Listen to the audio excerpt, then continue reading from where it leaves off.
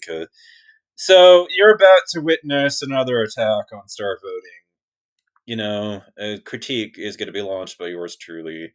I just delivered a ballot, in favor of Measure 117. In fact, I'm about to deliver my whole family of origins ballot. And by the way, you're seeing me lean over because my computer came unplugged. Jesus. Fucking Christ, where is the.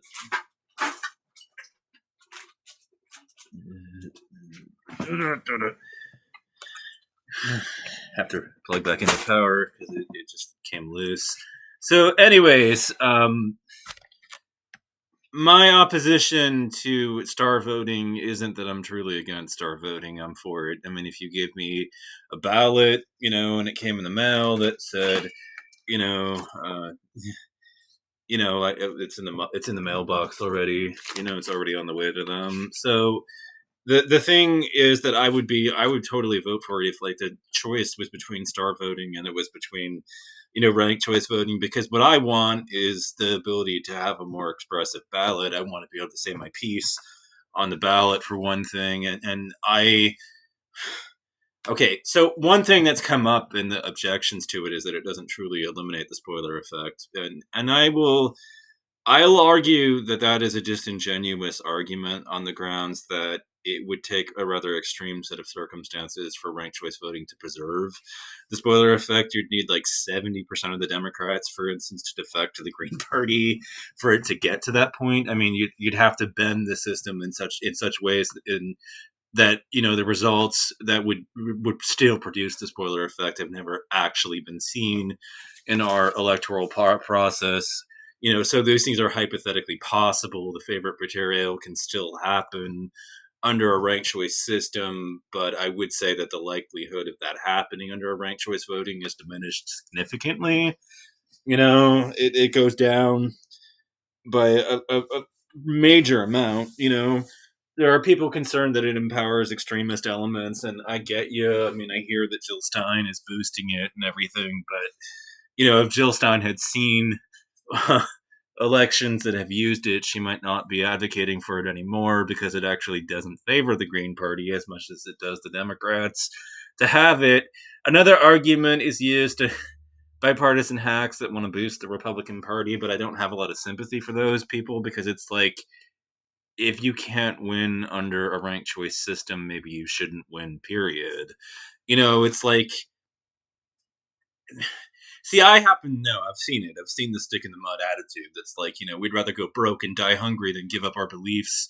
And, and yet their beliefs are politically unpalatable, unpopular, and it doesn't matter that they've been winning election after election after election. It's because the system has been gerrymandered, to hell and back. And, no matter how unpopulated your state is, you get two senators, despite the fact that like the majority of the country lives within 100 miles of the coast on any side of the country. I think that means that we should make the majority of the decisions, but that doesn't happen. A lot of hay is made over the fact that west of the Cascades is east of the Cascades is way more politically right wing than west of the Cascades, and that's like one of the dividing lines of American politics, and it runs right through. And as somebody that's west of the Cascades, yeah, I mean, I see it. I even know some of the historical reasons why the eastern part of the state is not a big believer in the Democratic Party, but I'm just kind of like sitting there like the temperance movement is gone, dude. It's dead. Nobody's coming to crack down on your government alcohol. Your not your government, but your alcohol. In your saloon. Nobody cares. I mean, have it. I've been down south. I've been through the speakeasies. I've seen it. I've seen the underground bars from the Prohibition era. I know the historical reasons that the state is, Republican leaning and everything and anti-government as fuck out there. But, the progressives of the modern era are not big believers in prohibition of any kind. So, like we're not going to do that again. We're not going to make that mistake after seeing how it just resulted in gangs and street warfare between, cartels and everything else, and just made, an organized crime element that was invented out of the illegality of all of it that emerged because of it. So no, I mean, we're not we're not going to be supporting prohibition anymore. So I don't get the eastern part of the state of Oregon. Really, I mean, your opposition to government forces is really bizarre to me because it's like nobody wants that shit ever again. And then on top of, but my problems with alternatives like star voting are actually rather straight to the point. You know, um, ranked choice voting was the only option that was on the ballot. And when I look into it, ranked choice voting has millions of dollars of institutional backing, right? Backing it up at this point, whereas the opposition campaign only raised about $1,000 in opposition to it. Millions of dollars have poured in support of ranked choice voting, whereas only a pittance of money is poured in for the campaign against.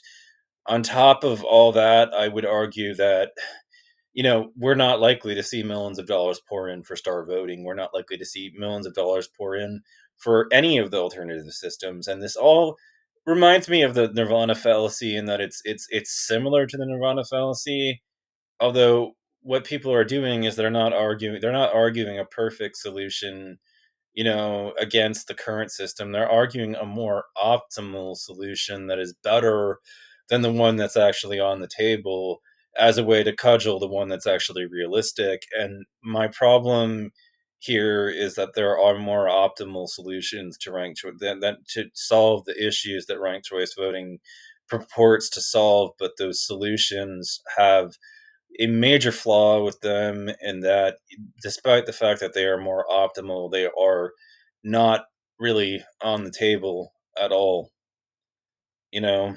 And that's what gets me about all of it. I voted A and yes in favor of Measure 117, even though I knew it was not even the best way to reform the electoral system because I am done with the current system. I don't support it. I'm and I can't imagine why you wouldn't welcome any change. Like the Tool Anemia song. I don't get it. I really don't. Why why you would support this shit. So it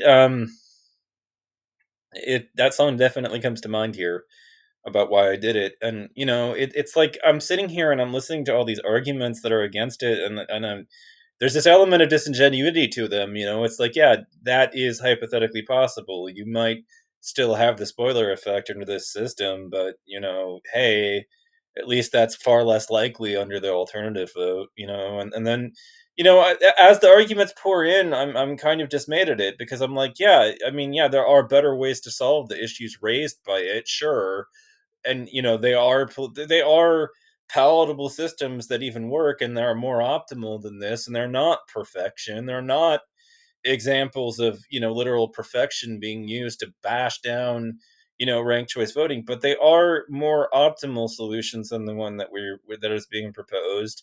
And the problem with that is that the better is being used as the enemy of the good here. So it's very similar to the Nirvana fallacy. I mean, yeah, star voting, better approval voting is absolutely better solutions that are more optimal to the current than to the current proposed alternative to the first past the post electoral system. And electoral scientists have shot this back and forth, back and forth, back and forth because we all know. I mean, I, like electoral scientists, know that there are better solutions to any of the issues raised by ranked choice voting, but I also know that there aren't millions of dollars that are backing any sort of campaign for the other systems. I mean, I'm sorry, but those other ideas are out there. They're real. They would work. They're just not in the window of ideas that are politically possible and achievable under the current system. And on those grounds, I vote A for Measure 117 and ranked choice voting in the state. There are, like I said, there are better, more optimal solutions out there, but they're not going to happen. So I will take what I can get.